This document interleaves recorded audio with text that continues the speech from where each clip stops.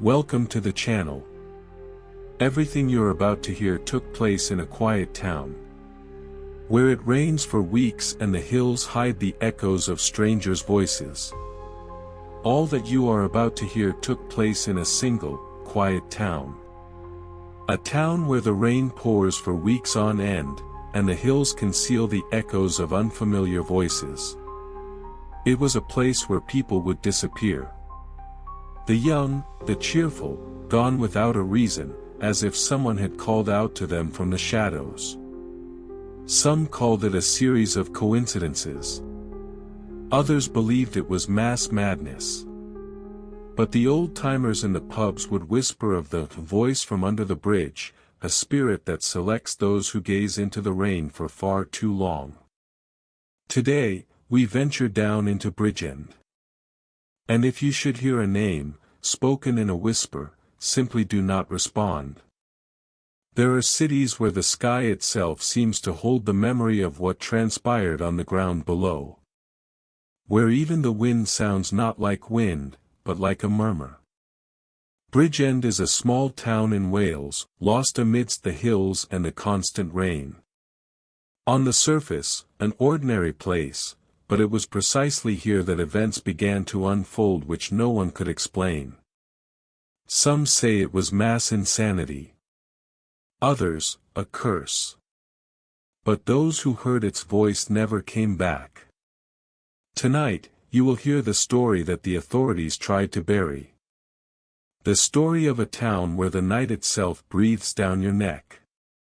In Wales, there are places where the air smells of rain and salt, where the mist lies upon the land like an old quilt. Bridgend is one of them, a small town nestled between the sea and the mountains. By all appearances, it is a quiet, almost slumbering place. But beneath this grey shroud, something is stirring. Something that breathes through stone walls and whispers into the night.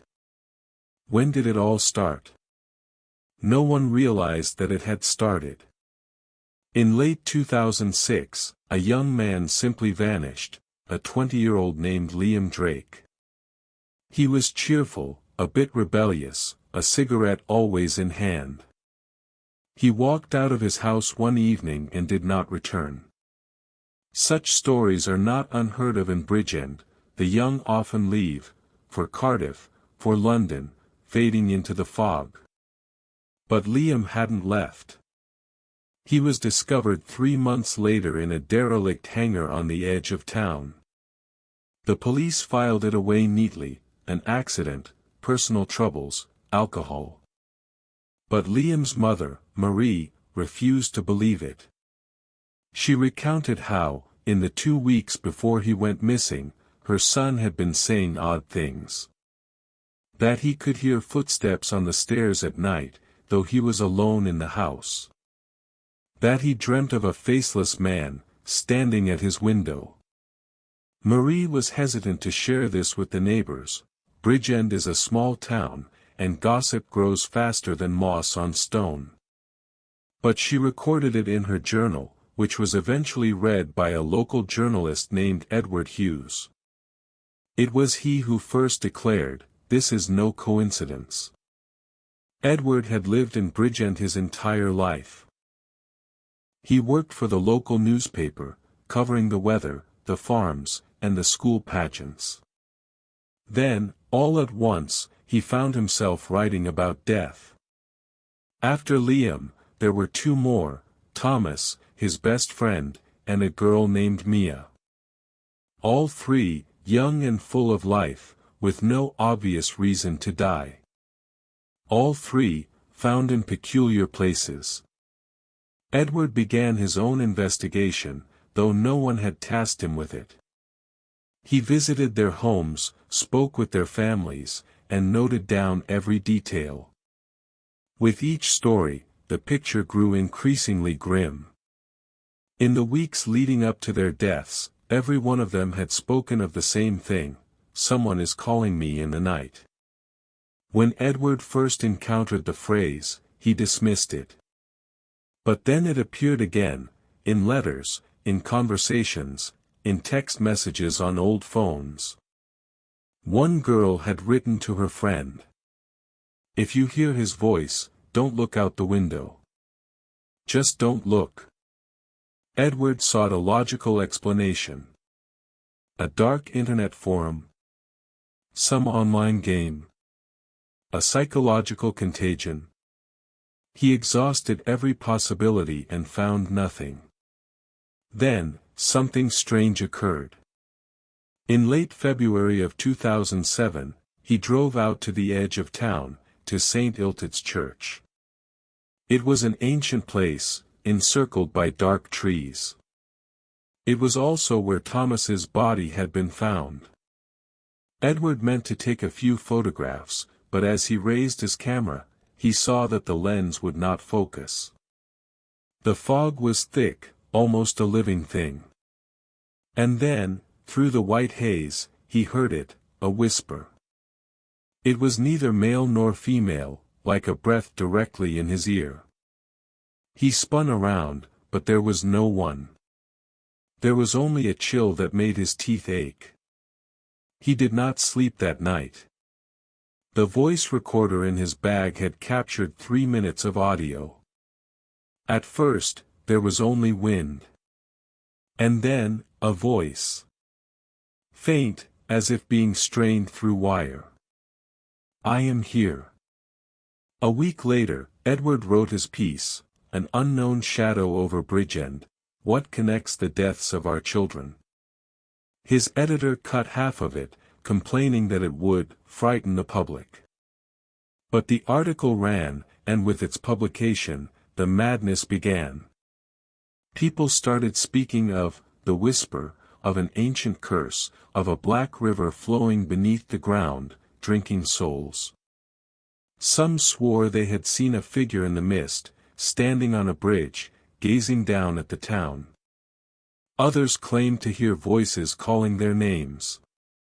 Edward did not believe in ghosts. Not at first. Not until he met Ellie, Liam's younger sister. Ellie was 17. Quiet and pale, with eyes the color of rain. She told him her brother visits her in her dreams. He doesn't speak. He only stands there. He wants me to go with him, she said, her gaze fixed on the window. And I don't want to. But he keeps calling. And his voice gets louder every time. Edward tried to reassure her that it was just a dream, a product of stress and grief. But as he left her house, he noticed something unsettling. On the dusty exterior of her second-story windowsill were 2 palm prints. From the outside. 2 weeks later, Ellie was gone. And it was then that Bridgend began to transform. Day by day, more people complained of a creeping anxiety, of nightmares, of peculiar sounds in the night. Children in the park began finding chalk drawings, identical symbols, resembling a circle struck through with a cross. No one knew who was creating them. The police attributed it to mass hysteria. The priests called it a trial of faith. But the old men in the pubs whispered that an old power had awoken in the valley. They said that long ago, where the town now stood, there was a village that had been burned to the ground for witchcraft. And now the souls of the betrayed were returning, through the blood of their children. After Ellie's death, the town fell silent, as it were. No one spoke of it aloud, but everyone knew, something irreparable had happened. People started to be afraid to look out their windows at night. They began to cover mirrors and turn off the lights earlier than usual. Edward walked the streets and saw, Bridgend was no longer itself. The cafes were empty, schoolchildren walked home in silence, and even the dogs, it seemed, sensed something in the air. The cold had become different, it felt as if it was getting under the skin, burning from the inside. One evening, Edward noticed a woman by the old bridge. She was standing right on the edge, in a long gray coat, and looking down, to where the murky water flowed below. He shouted to her. She didn't turn around. Then he got closer, and realized it was Ellie's mother. "Get away from here," he said, "it's dangerous here." But she only uttered, barely audible, "He called me." And she stepped forward. Edward lunged, but only managed to grab the air. The body disappeared into the black depths, and a strange sound came from under the bridge, as if someone was laughing. Quietly, hollowly, as if the laughter was coming from the earth itself. After this incident, Edward started drinking. He stopped leaving his house, didn't answer calls, and at night, he listened to the recordings made on his dictaphone. Sometimes, amidst the noise of the wind, he heard that same whisper. Louder and louder. Closer and closer. "You can hear me too, can't you?" Sometimes it seemed that the voice wasn't coming from outside, but from within. Directly from his head. One night, Thomas's father called him, the very one whose son had died first. His voice was agitated, trembling. "My God, Edward. They've come back." "Who are they?" "All of them. I see them in my dreams. They are standing at the gate and watching.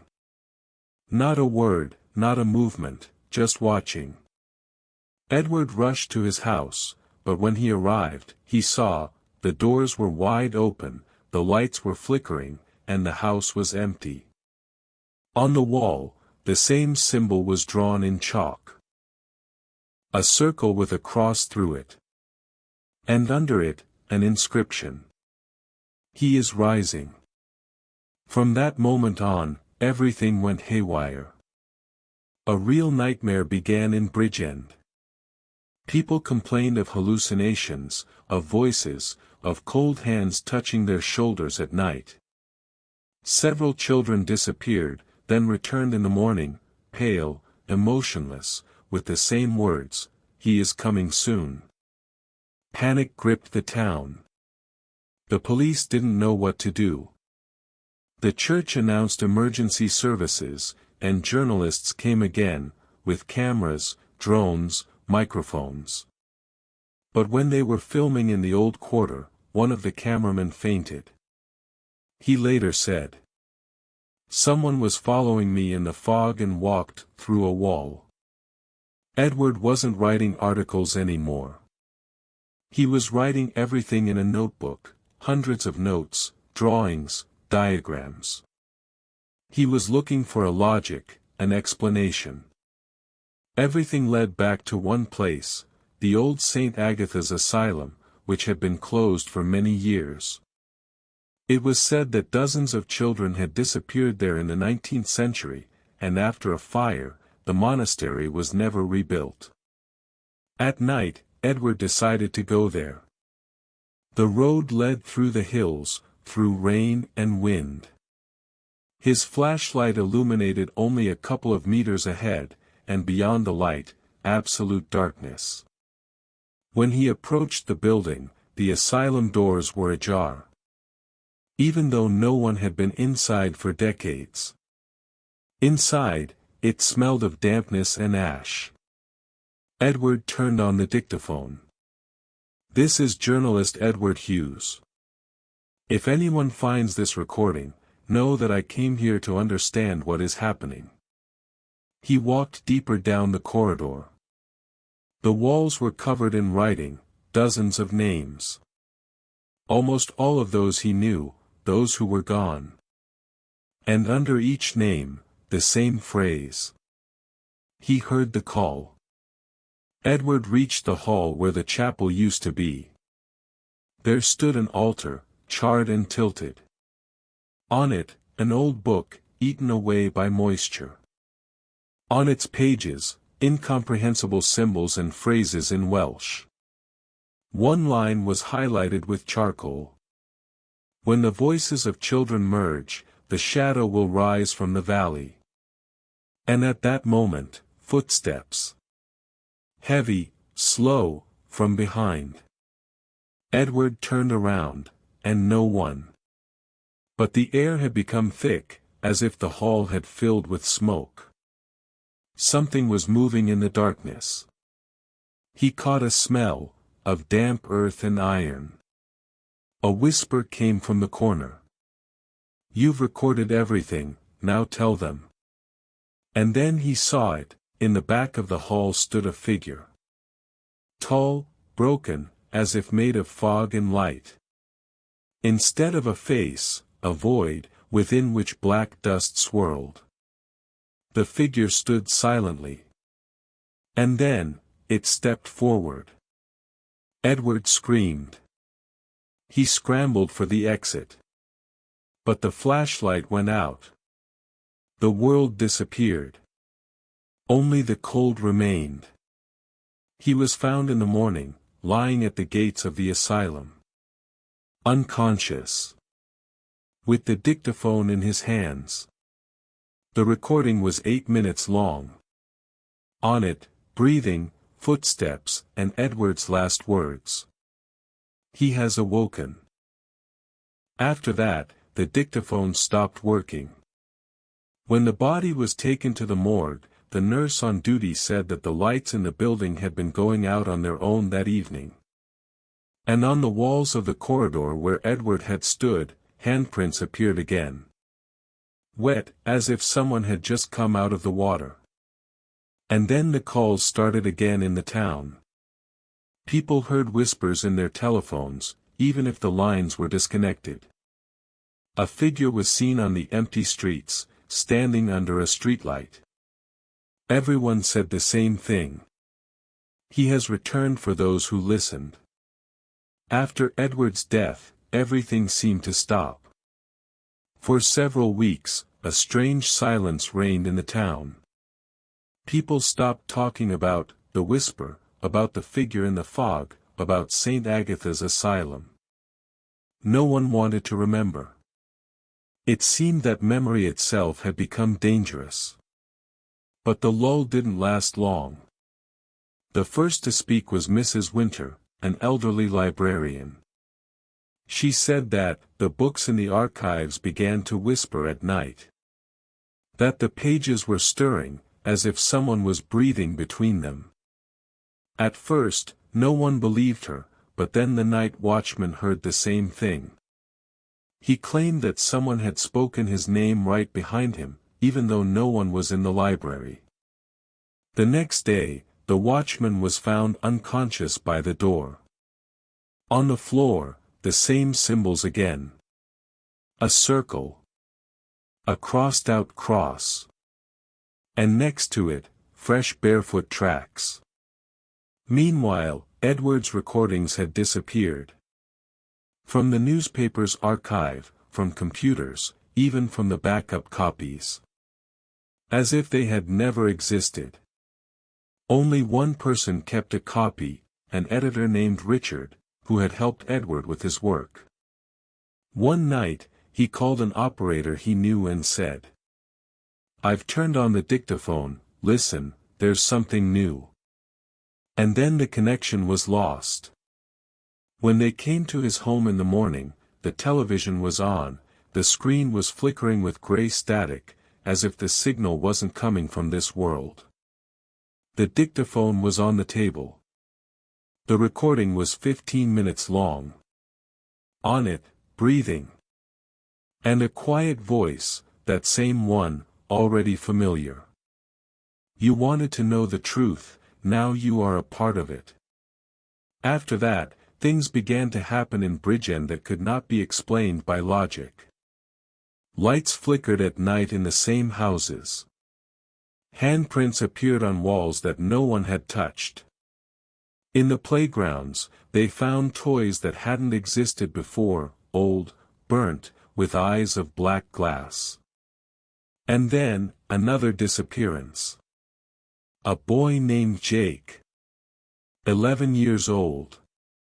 He was last seen by the old bridge, the same one where Ellie's mother had died. On the parapet was an inscription, "He took his own." Panic began in the town. But strangely, the television didn't report on it. The newspapers were silent. The websites deleted the publications. It seemed that the network itself did not want anyone to know about Bridgend. The internet would freeze when someone tried to write about these events. Videos from the scene would not upload. People whispered, "He has awoken. He feeds on attention. He lives as long as he is spoken of." And the more fear there was, the stronger the darkness became. A month after Jake's disappearance, an abandoned camera was found on the outskirts of town, the very one where Edward had done his last filming. Inside, it was empty. Only dust and rusty furniture. But the camera was working. It was recording every night, on its own. When investigators reviewed the recordings, they saw something strange. On one of the tapes, a figure. Standing in the corner of the room, barely visible. Long arms, an elongated body, a face, like a blur of light. The figure moves in jerks, as if its frames were filmed with an error. And every time it turned towards the camera, the image would distort, the sound would crackle, and words would appear. "You see me, which means I am already near." A week later, the camera disappeared. From the police station. Without a trace. And with it, everyone who had worked on Edward's case. And then the town was once again covered in fog. So dense, you couldn't see your own hands. Cars stopped right on the roads. People became disoriented. Footsteps were heard. The voices of children, calling out names. And in the distance, the tolling of bells that haven't existed for 100 years. The residents began to leave Bridgend. One by one. But when the last bus drove out of town, the driver said that in the rearview mirror, he saw streets that weren't there in reality. The houses stood in 2 rows, and between them, figures.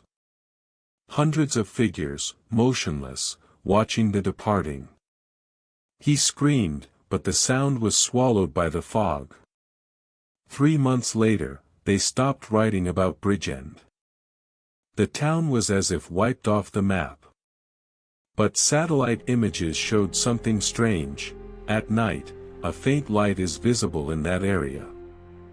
As if someone is walking with a lantern through streets that are no longer there. And at this moment, if you listen closely, you can make out footsteps. They are getting closer. Louder. Until you feel a breath right behind you. And then, a whisper. Now you are a part of Bridgend.